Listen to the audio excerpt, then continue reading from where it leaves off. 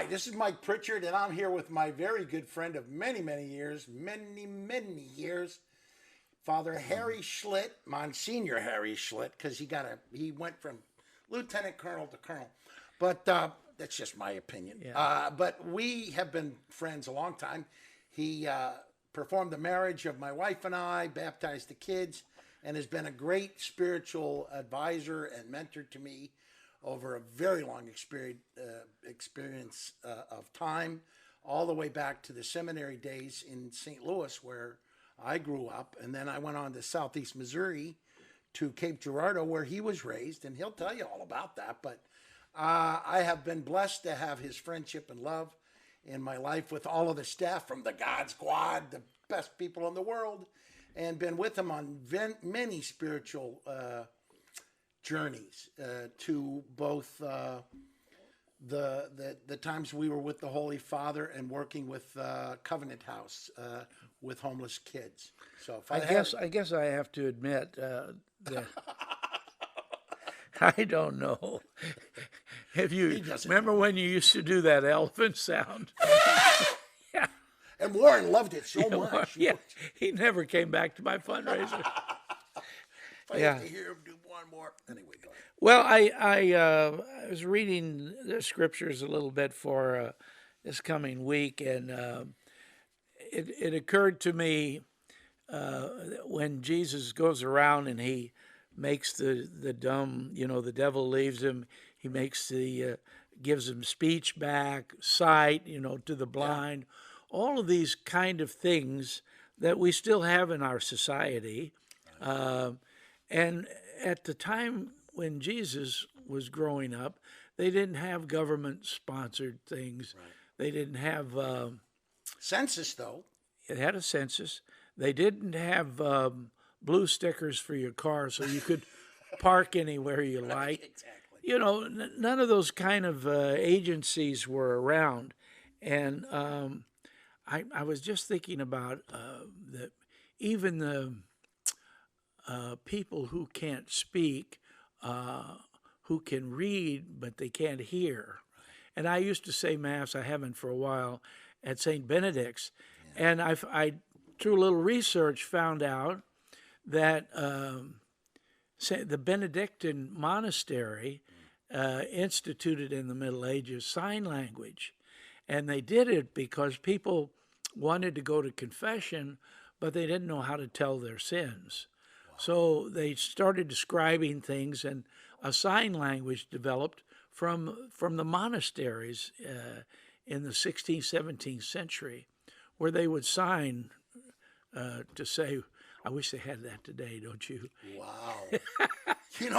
Think about that. You know? No, but that's how it came about, that these monks developed a system where then now people who don't have the gift of speech can talk to one another. Handy capable. They're handy capable. So where we used to use, growing up, you and I, at least I grew up, you grew larger. I'm so big I fell over. I was halfway home. So go ahead. In Cape Girardeau. You probably passed home. Went right past it. Almost got a ticket. Go ahead. We use the word handicapped. People were handicapped, not realizing that people who have these deficiencies, whether it's sight or hearing or speaking, oftentimes become capable of doing something far more important. Just people noticing things through the sense of smell. There was an old movie about it was that great actor from New York called The Scent of a Woman or something. Oh, he had that college kid. Yeah, Al Pacino. Al Pacino. Right. Yeah, and the college kid comes. He's a blind veteran officer. Right. Military. Yeah. And the kid shows him around, but he has developed such a sense of smell that he can tell if there's a pretty woman in the room and people. Yeah. I mean, so what sometimes we think of as liability can become an enhanced and amplified asset in our life. Helen Keller, they said, oh, it must be hard for you to be blind. And she said, it would be if I had no vision. Oh, yes. And so we know, like when I was thinking about sign language, we have a brand new thing, Father, in Canada. The Canadian Women's Foundation have found a way to keep a woman who might be vulnerable to being trafficked or abused, domestic violence. They make a gesture with their hand like this. And I'm telling you, this is a way for them to let people know I feel vulnerable and in jeopardy. And it's to close the thumb across and do that. And do that in front of people who must know, police officers, firemen. They're teaching this hand signal. And it's saved thousands of lives because they're letting us know I'm in jeopardy. Please find help for me, or please help me.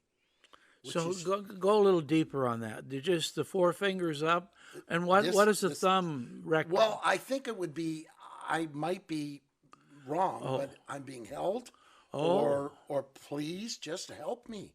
Oh, okay. I need your help. And so if you look this up on the internet now, we're learning that through this simple hand signal, police officers teaching it to women and to people who might be in jeopardy can make that to, if we're teaching hairdressers, waitresses, barbers, friends and family, officers, paramedics, firefighters, that this is a way to make a gesture, to ask for help without speaking it. Mm-hmm. And so that makes us handy capable. That makes us, if we are in jeopardy, if we are. You know what scares me about that? What? When I go to Mass on Sunday with our congregation, right, yes. And I look out and they're all going like this. No, that's just for the sermons. Yeah. It's just for the sermons. Yeah. For the sermons. No.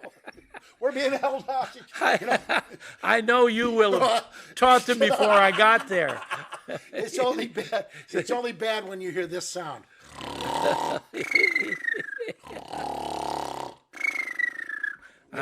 I've heard it before.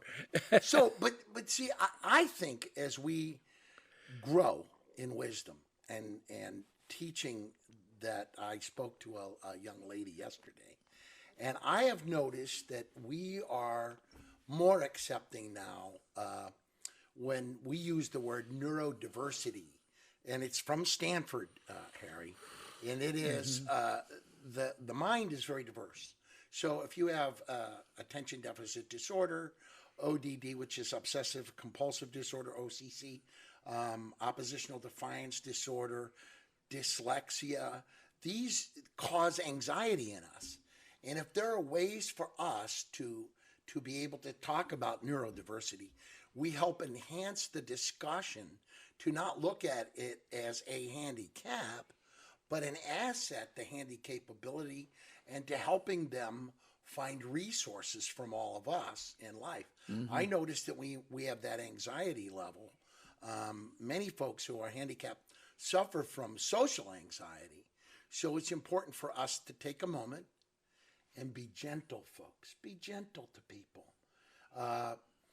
Be respectfully compassionate. Look for that way to make communication open and supportive emotionally. Right? So I'm talking to my friend David, who's he's older than me, so he's old. Wow, that's really old if he's older than you. He got a new hearing aid, and he was really bragging. He said, "Oh, I got this new hearing aid. I don't know, $1,000, whatever it is." Right. And I said, "Well, what kind is it?"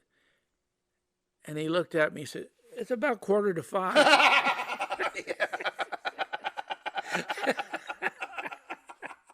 What kind is it? About quarter to five. Oh, yeah. Oh, but there are all kinds of new technologies that are helping handicapped people become handy capable way beyond, the fact that doctors can grow hair. Well, Harry, think about when we were kids growing up. Think now. you know, and I swear this is true. You think back to our early childhood, youngsters that were kids in our day who had Down syndrome were called mongoloid, Oh yeah. and youngsters that had were called spastic. Youngsters that had cerebral palsy, and then many people will, you know, you heard this term when we were kids growing up, retard. What does that do to a human spirit when it's delivered in a fashion that's descriptive of contempt? Yeah. But we've grown. Something's wrong with this human being. Right. And we've grown wiser. And Christ, I think, in his life taught us, gentle, gentle. Don't judge. Find out. See the soul. Feel the soul, right? Pick up your mat and go. Your faith has saved you. So there's so many of those examples in the Scripture, and even when we baptize, when I baptize your kids, I took the oil, which is a sign of healing, and oil we put in machines to make things work better. Right. We use oil for all kinds of, for cooking, etc. But you anoint the ear of the child, and you say that you may hear the word of God, and you anoint their mouth so that you may speak it as well. So you have ears to hear and a mouth to pass the word along. So what we're trying to do, if you're trying to guess what we're trying to do, we're both very confusing. we're trying to help people have a better existence, and trying to grow ourselves, because you just gave the example of all of these terms that we used when we were kids. Yeah. And now they're gone. They're gone. The handicapped is it's handy-capable now. Right. I wanted to quote. You remember the movie? It was Color Purple. What was it? Yeah. Whoopi Goldberg. No, it wasn't Whoopi. Was it? It was. Was it Oprah Winfrey and? Oh, it was and two of them. Yeah. Yeah. But I think this line was Oprah's. They said, "Tell the truth. Have you ever found God in church?" And she says, "I never did." So what? Said, "I found a bunch of people waiting for him to show any God I ever felt in church. I brought with me." So you probably don't remember that, but I don't. It was a strong line. Wow. And it speaks a lot to the human condition and to human nature, where we don't see ourselves as capable of a lot of things. Right. You know, whatever God I met in church, I brought myself. Right. Meaning that she also saw God in her neighbors who were there, people who were there. It's the light within, right? Yeah, a light within. And you know, there's a line by G.K. Chesterton I always loved. He said, "The reason that angels fly is because they take things lightly." Yeah. And Chesterton did the Father Brown series about a priest that was a detective, kind of like you. Yeah, always detecting my faults. Yeah, really. Always finding things wrong with me. You got socks on?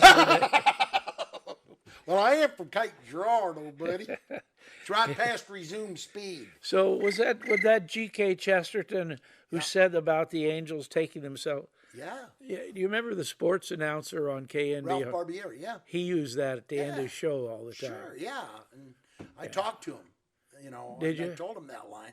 I love the guy. He was a wonderful man. Was he? Yeah. I loved him. I loved you, but you know, I think a lot about people that you know, sports is so awfully competitive. There's a great line, and I worked with John Wooden at a Chevron Corporation thing, and Wooden said, "Sports don't build character, they reveal it." Oh. And when you see our young Prince Harry and the Invictus Games, there's nothing these folks who have lost limbs or been injured in war can't bring to show us that inspired, comes from the Greek term to breathe in the spirit. And just be a person who shows others. Let your light shine, right? Yeah. And that young Harry, I like that guy a lot, I don't like his name all that much because it reminds me. Yeah. Oh, did I say Go that? ahead. No, I'm not listening. But that young man, in what he has endured from his early childhood, the loss of his mother in such a tragic way, and the traumas of just like with Ralph, I mean, there's so much attention paid to celebrities. Harry, I think, celebrities that have both handicaps or like for my friend Robin Williams, who had Lewy body dementia that presented at first as Parkinson's. Right. And he was going through making a television series and making a movie playing Teddy Roosevelt and doing all this, pushing himself extremely hard. And in his great sorrow and the suffering he did, he brought incredible insight to what the human being can accomplish when they push past their own vulnerabilities and anxieties and fears. And even though he suffered from, at times, depression, man, he could play somebody that could uplift the human spirit in Good Will Hunting and in the movie Dead Poets Society. Yeah. Right? And I mean, this is what we do to help our friends find that spiritual sense, right? Yeah. And that's what we're doing is really important. People need this right now. Robin is getting all of this late night repetition of shows, but they're putting him on as the comedian, right? The Johnny, all those shows that he did for years. And that's not even, that's not his career as much as when he was doing as a serious actor. He was just great. Amazing, wasn't he? Yeah, amazing. Yeah. Even in the films that didn't do so well, I went to a couple of openings that he had here. One was wasn't very good. Yeah.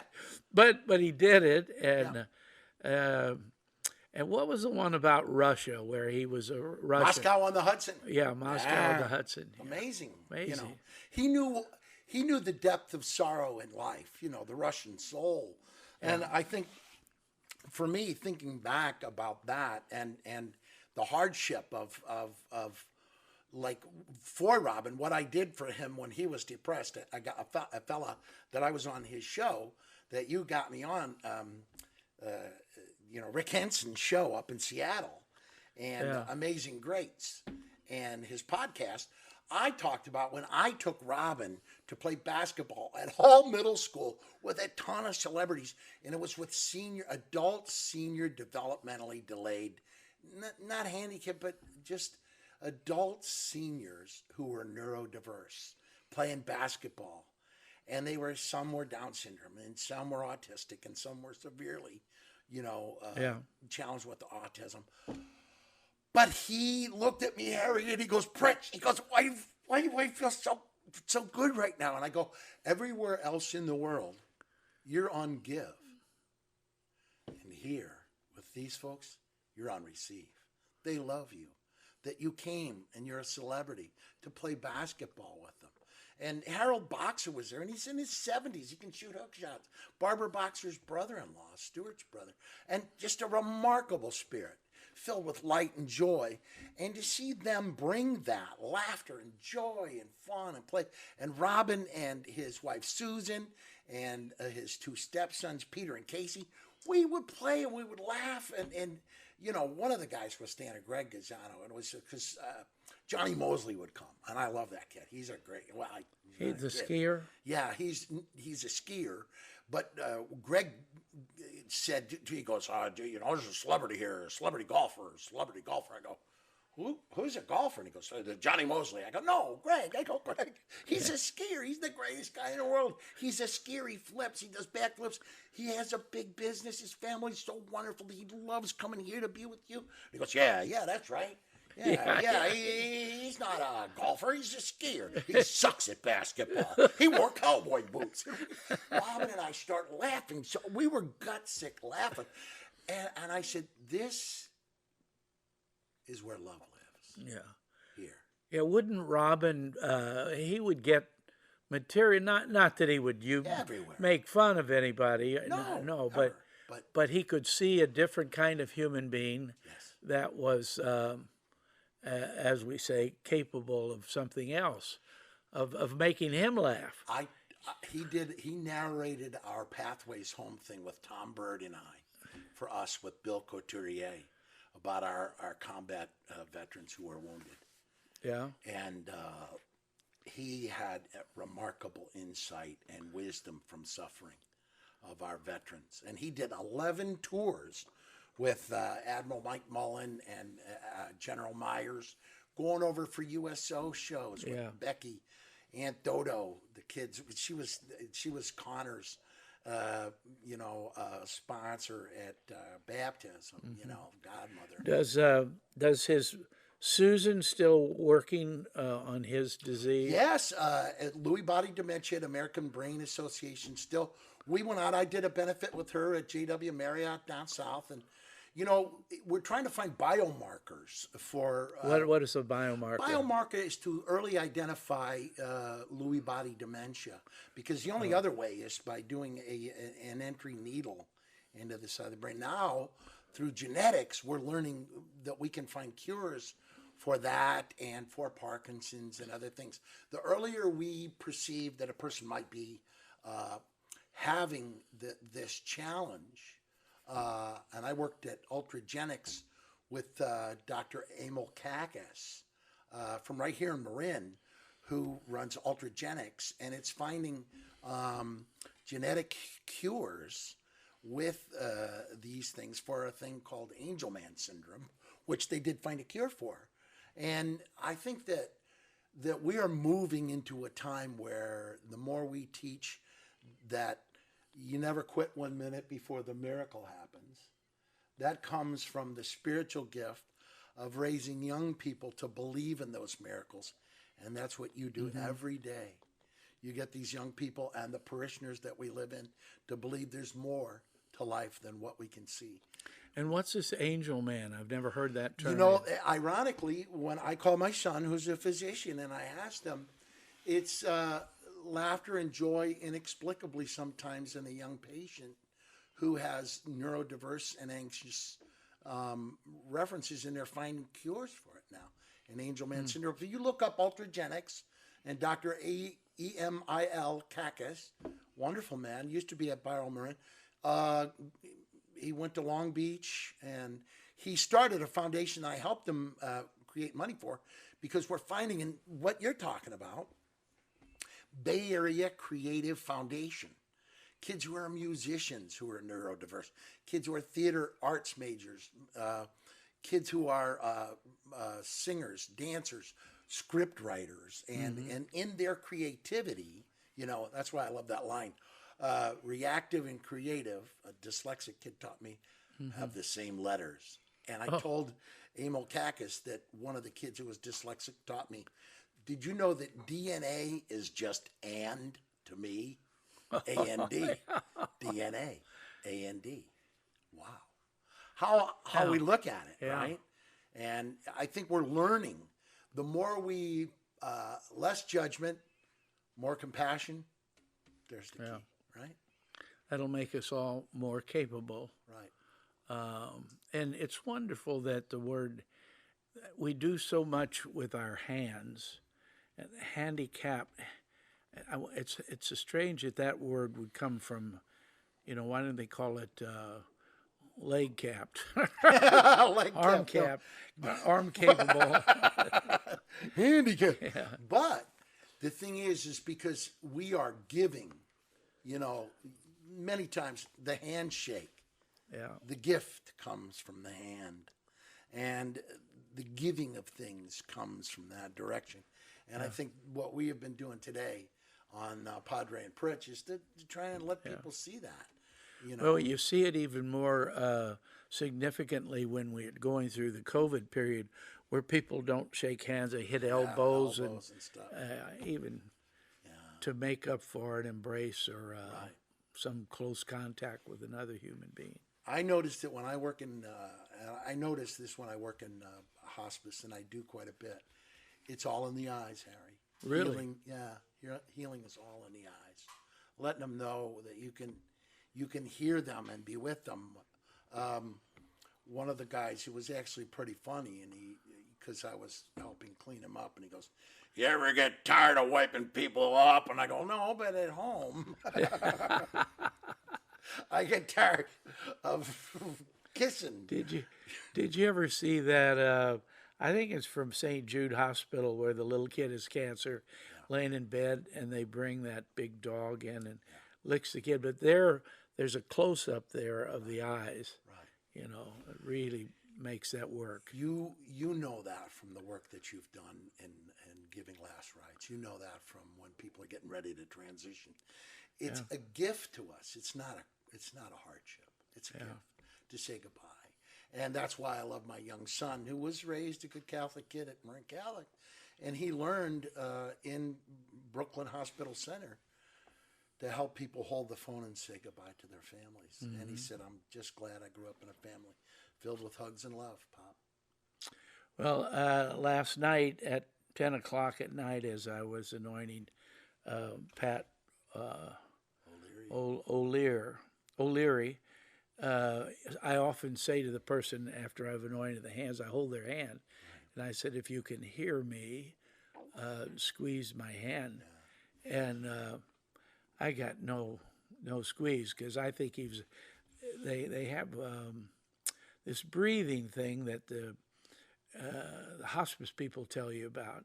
If it what do they call it? Not hackle, but when they start breathing their last. There's a word for it. Death rattle. Death rattle, yeah. Right. It's like a death rattle. So he was rattling, and I thought, well... I've heard it a few times. I'm sure you have, and been around it. So anyway, this brings us to the end of our show, so kind of make a death rattle. That happens a lot to me when I'm on the comedy stage. Yeah. It's from the audience. Well, thank God you had a good experience the last couple of weeks outdoor, saying how the response from human beings laughing and the comedians really appreciating medicine. It. Yeah, medicine for sure. Be the medicine for a better world. Like I tell everybody, folks, Harry's going to have the last word, but don't wait for the light at the end of the tunnel. Become the light going through the tunnel. Glow in the dark as you go. Right? Yeah. What's the thing about light that Silverstein has? Rich as a king, poor as a mite. Who really cares if you turn out the light? Wow. Red, black, yellow, brown, and white. What difference does it make if you turn out the light? So maybe what God should do to make everything right is reach up and turn out the light. But God didn't do that at all. In fact, he told Jesus, if you got a light, you got a talent, you're capable of doing something, don't put it under a bushel basket. Put it on high where people can see it, where they can find their way through the dark, where they can go places they've never been before, where they can tune in to the Pritch and the Padre whenever you have an opportunity. And hopefully we'll be able to continue more of our conversations as the two of us grow older, and in his case, uglier. My wife says that's impossible to happen. Anyway, she told me the same thing. Padre and Pritch, God bless.